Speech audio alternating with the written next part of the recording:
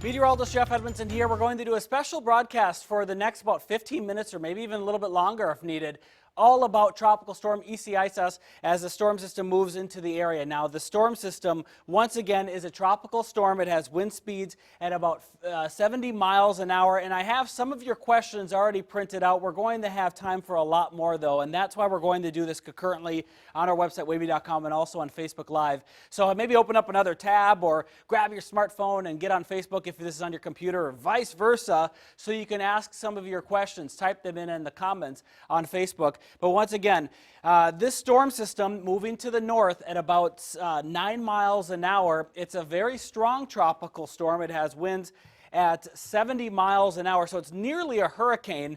And as the storm system continues that push to the north, I don't believe this thing will actually re-strengthen back into a hurricane. It'll probably stay as a tropical storm.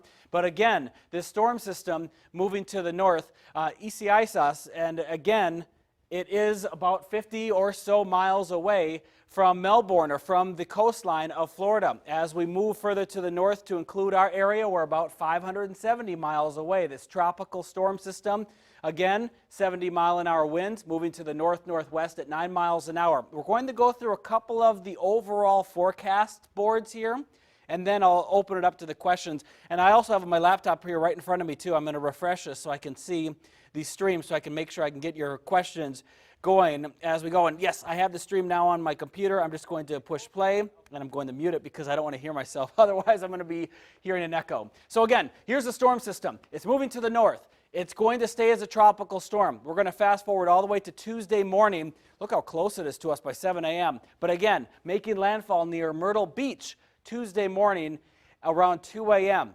Into our area, we're looking forward to it arriving around sunrise on Tuesday morning. The center of circulation is going to go right over our area. And what that means is that we're going to see the strongest impacts, or the strongest side of the storm, be on the eastern side of the storm, into northeast North Carolina, across the south side areas in Virginia, eastern shore as well.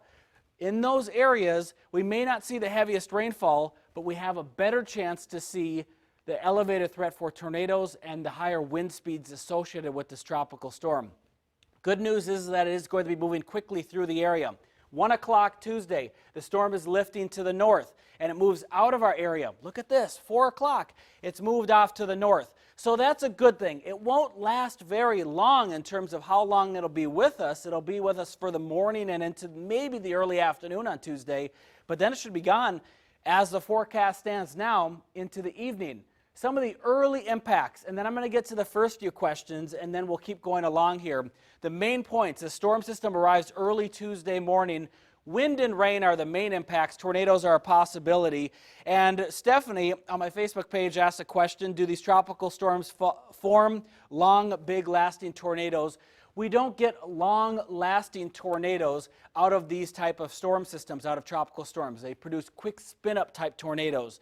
The thunderstorms, or the parent cloud that creates a tornado, on a regular day, let's say we're talking Tornado Alley, those supercells are much larger, they have much more organization, and they're able to sustain themselves for a longer period of time. In a tropical storm, we don't have that type of atmosphere. We have an atmosphere where we can get quick spin-ups, but not long-lived tornadoes. And quick spin-up type tornadoes, while yes, they are a tornado, they can do some damage, at the same time, we're talking a weaker tornado. We're not talking a tornado that'll take down a brick building, but it could do some damage to a roof, it could do some damage to a garage or a shed, so things like that. So a storm or a tornado, that can be easily survived too. Now, another question before we move on here. Let's see, which one do I want to choose? Steve is asking, what is the expected tidal flooding from this storm system? And that's a good question. Now, for areas into Virginia Beach, southern portions of Virginia Beach, because of the track of this storm system, we will see those winds coming in and out of the south for quite some time. So the Pungo area of Virginia Beach, we could see some flooding from the sound. Also for the eastern shore, we could see some tidal flooding too. Now look at the models here. The majority of them, pretty much all of them, have it inland. This one keeps it right along the coastline, but we're seeing the center of circulation staying inland. So that's why we have a bit of a concern for what's going to happen on the eastern side of this storm system. Here's an early look and another look at the impacts. Wind is going to be probably one of the primary impacts from the storm system. Heavy rain I have a bit lower. For areas in Virginia Beach, the heavy rain would be low. For spots inland or Williamsburg, for example, or maybe even Newport News, Wakefield, possibly Suffolk and Ahoskie, I would put that level closer to medium to high. So I'm kind of putting it right in the middle here because of what we'll see for the rainfall. If you're closer to the ocean, less rain. If you're closer to Richmond, for example, more rain. Tidal flooding, southern Virginia Beach sound side. Also for the eastern shore, we could see some of that around noon on Tuesday, as that's when the high tide is then. Tornado risk is also a bit elevated on the eastern side of the storm system. Here's a look at some of those rainfall totals. This model has dropped the numbers a bit. So areas along the coastline, not that much. Inland, once again, we're looking at a good amount of rainfall. Let me open up the Facebook Live and the comments here on my computer as well to make sure I'm not missing any pertinent questions. And I need to mute this. So give me 1 second. There we go. It wants to keep playing my voice over and over again. I don't want that to happen. All right. So what is going on? Let me see some of your questions. If you have any questions, put them in the comments. I'll keep an eye on these. And some of you are having some fun. Do we need milk and bread for the storm? There could be some power outages, so something to think about. And a few extra supplies to get tomorrow at the store. It doesn't hurt. But keep in mind, if we do have power outages, hopefully they won't be too widespread. There could be a problem keeping that food fresh. Now look at this. These are the wind gusts. These are not the sustained winds. These could be the peak winds. And I haven't adjusted this model at all. I haven't slowed it down or increased it by any means. I'm not trying to make this dramatic, but the raw numbers out of our computer model are really painting some very high winds. And once again, here's the line where the storm travels. So the eastern side of the storm is where we see those stronger winds, and that could be affecting areas like Ahoskie, which is going really high, Virginia Beach, and also into Newport News. Look what happens to the eastern shore as we go into the afternoon. This is at 2 o'clock. We see some of those high wind gusts, so something that we'll have to think about and keep an eye on as the storm system moves through the area. Again, the winds are the primary threat as the storm moves through the region. We'll also see the heavy rainfall that'll be in more of those inland locations. The good news is with the timing here, and let me get my head out of the way, at 3 o'clock in the afternoon, as long as the storm is quickly moving out of the area, the winds should also start to shut down as we go into the evening. So that's what we have for the wind gusts. Let's talk about it zone by zone. And before I go too far into this, we'll do one more question, and actually we'll go into this next one. This is Jessica. I know she had a good question. What about the eastern shore? We'll get to the eastern shore in just a second, zone by zone. But here's a look at the impacts that we'll see for each location. Eastern North Carolina, we're looking at timing roughly late Monday night, but more than likely going into Tuesday morning. I'm probably going to refine these timings just a little bit more here coming up as I see more and more things that make me confident to really tighten those times up. I'm keeping them broad just in case there's any changes or wiggle room to the storm system. It's still moving 9 miles an hour. When it comes through our area, it'll be moving a lot faster than that. So that's what we have to kind of wait and see. We want the storm to start accelerating. Outer Banks again, there's a look at your impacts. You probably had a chance to read them. Let's move on. Mainland North Carolina, so around Elizabeth City. Currituck, for example, we could have some strong wind gusts with the storm system. The higher amounts of rain, again, will be inland. So if you're in Gates County, if you're in Ahoskie, you're going to see more rainfall than what we'll see in Currituck County or into Dare County. We're not going to have as much rainfall closer to the ocean. So that kind of makes it simple there. What's not so simple are the possibility for tornadoes. We may see a tornado watch get issued for our area coming up Monday night and going into Tuesday morning. I'm going to be in late Monday night, all throughout the night and into the morning before Jeremy Wheeler gets here. And while Jeremy's here in the morning on Tuesday, to keep an eye on radar for tornadoes. So I'm going to be watching radar all night long, along with hourly updates on the air and probably on Facebook Live as well. If you want to stay up, I'll probably be doing something then. Now here's a look at Virginia. The timing, early Tuesday morning and going into the afternoon.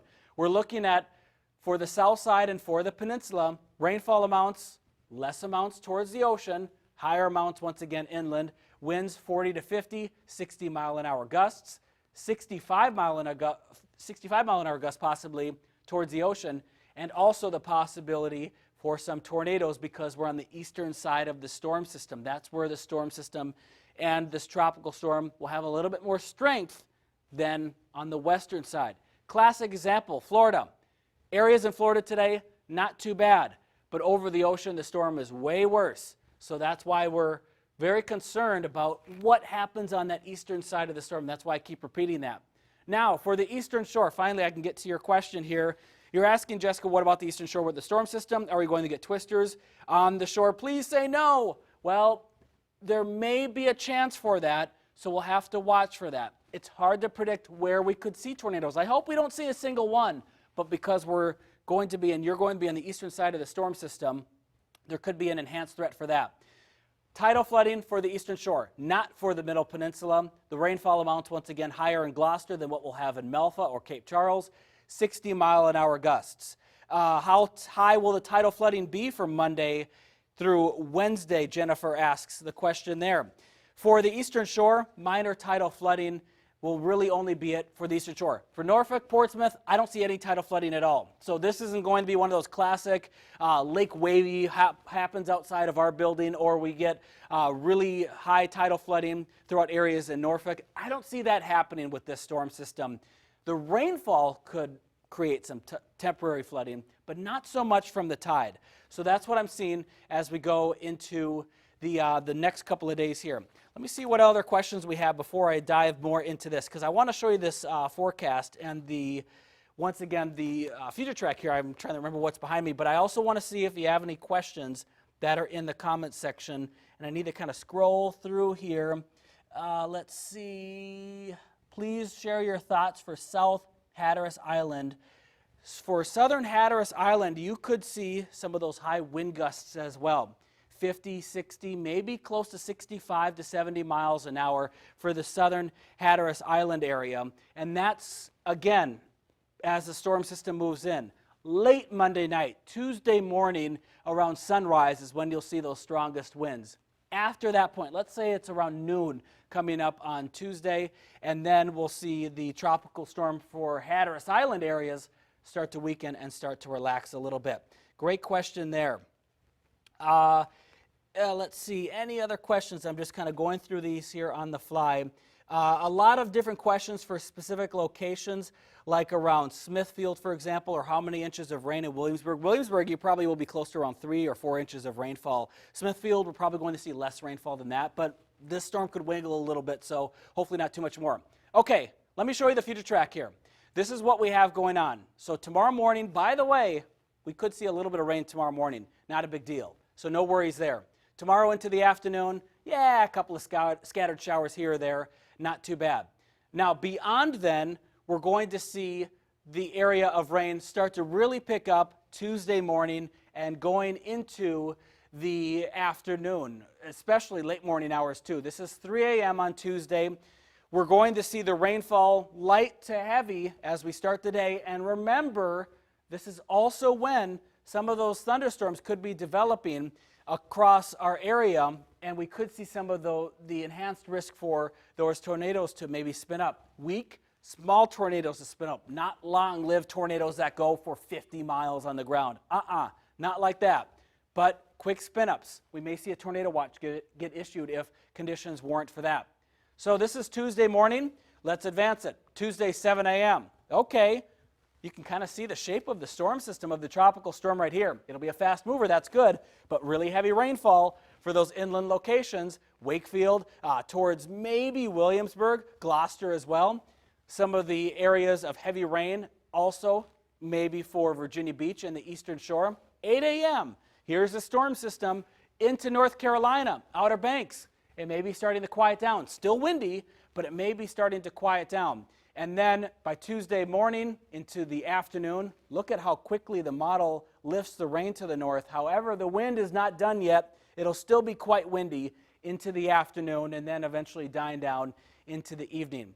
I'm just going to show you the 7-day to show you kind of what is in perspective here for the next couple of days. We're going to loop this one more time. I'll go a little bit faster to show you, in case you hopped on late, to show you what's going on. 84 degrees, 85 degrees for the next couple of days, then into the upper 80s into early next week. Here's a look at the tropical storm. This storm system not too far away from Florida right now. It's moving to the north at about 9 miles an hour. It's a slow mover, but it's going to pick up speed. From our area, it's a good 570 miles away from the region. Isaias, the storm system, 70-mile-an-hour winds. This storm is traveling to the north-northwest at 9 miles an hour. As it makes landfall, predicted to be Tuesday morning at 2 a.m., that would move into areas near South Carolina and Myrtle Beach. Into our area, the tropical storm could have some strong winds with it, 60 miles an hour or so, moving through the region as we go throughout the morning and also into the afternoon, but quickly moving to the north during the afternoon. So that's an improvement to see right there.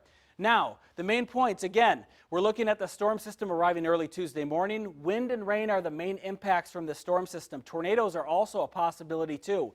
Here's a look at the TRAK. The TRAK mostly stays inland. All of the models are saying this. The European model, I've been seeing questions about that on Facebook Live. Also, GFS, they agree on the location or the path of the storm. There's a little bit of disagreement on the timing of that. We'll hopefully get a better idea on that by tomorrow morning. The temperatures, or not the temperatures, the impacts, I'm sorry, the wind will be the primary impact from the storm system. Heavy rainfall, also an issue. Tornado risks, also an issue. For quick spin-up type tornadoes, not so much for the long-lived tornadoes. Tidal flooding, sound side flooding into Virginia Beach, and then in addition to that, we'll also see some tidal flooding for the eastern shore. I don't see tidal flooding for Norfolk or for Portsmouth at this time, and I don't believe that'll ever change with how the storm is moving through the area.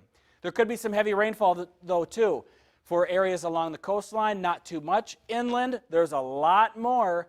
So if your town wasn't on that location, look to the nearest one, or same thing with this map, too, and you can use that number close to represent your hometown.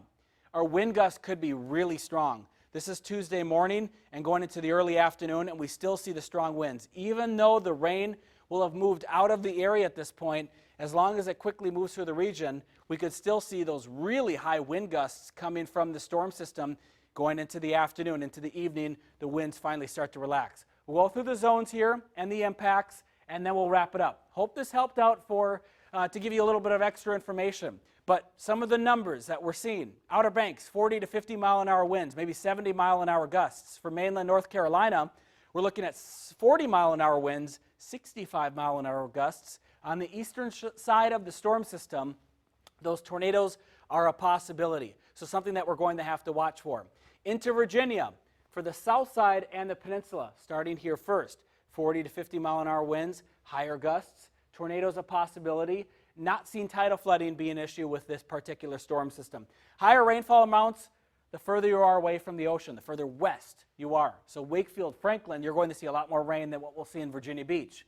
For the Middle Peninsula, Eastern Shore, we're going to see winds at 40 to 50 miles an hour and gusts of 60. That's what I'm seeing right now with the storm system. I'm going to look at new model data here between now and our 10 o'clock newscast coming up on Fox 43 and also our 11 o'clock newscast on Wavy TV 10. Also at 11, there'll be a new update from the National Hurricane Center, and all of these models that we just saw here will refresh. There may be some refinements. We may get some more an improved look at what the storm system will do. So there's a lot more to go on with this storm system as we advance into time. But for right now, we're waiting and watching to see what happens with the storm system. In the morning tomorrow, just a little bit of rain. But again, as we look forward to our Tuesday, we're going to see the impacts of this tropical storm moving into the area with the heavy rainfall and also the high winds. Thanks for watching. I hope this helped give you a little bit more comfort and a little bit more knowledge of the storm system. I'll keep watching on this, and I hope you tune in later on tonight.